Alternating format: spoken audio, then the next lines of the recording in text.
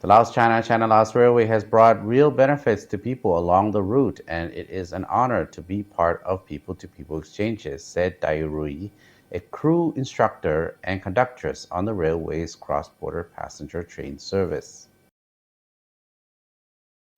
The railway, a landmark project of high-quality Belt and Road cooperation, started cross-border passenger services on April 13, a move that is expected to boost regional connectivity.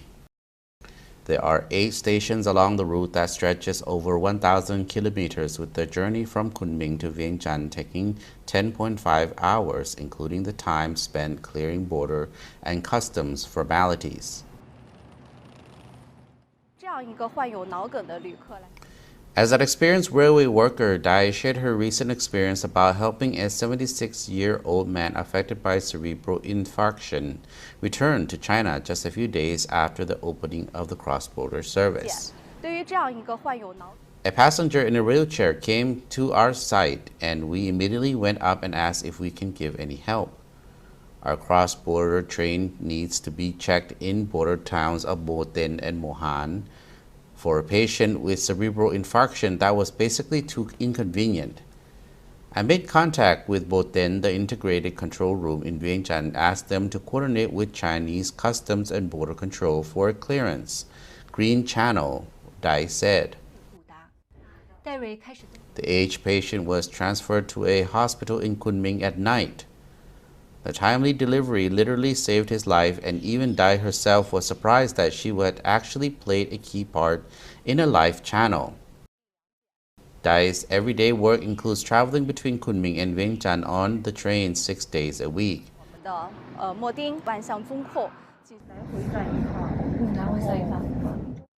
Normally, I need to take about 3 return trips each week, Dai said. Taking a high-speed train abroad is a new experience for most passengers, and for them, a train crew in uniform like Dai becomes a reliable source of information. From tickets, customs, visas to local culture, along the way, Dai answers all kinds of questions all day.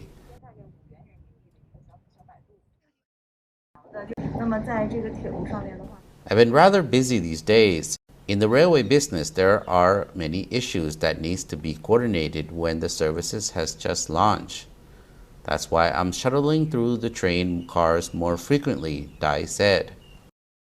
The 232-meter-long 9-carriage vehicle comprises of Dai's entire working area, but the health app on her phone shows that she took more than 30,000 steps in one day. Dai witnessed the opening of the 1,000-plus kilometer China-Laos Railway back in December 2021, and she has been part of another historical moment, leading their trainees to serve on the first cross-border passenger train between the two countries. I was a train attendant at the Kunming passenger section in 2013.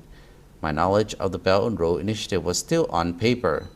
Then in 2021, I had the honor of being an instructor training Lao train attendants. Taking part in the operation of the landmark BRI project myself, I got to realize the practical benefits it has brought to China and countries along the route in the past 10 years, she said. The railway is the first overseas railway built according to Chinese management standards and directly linked with domestic railway network.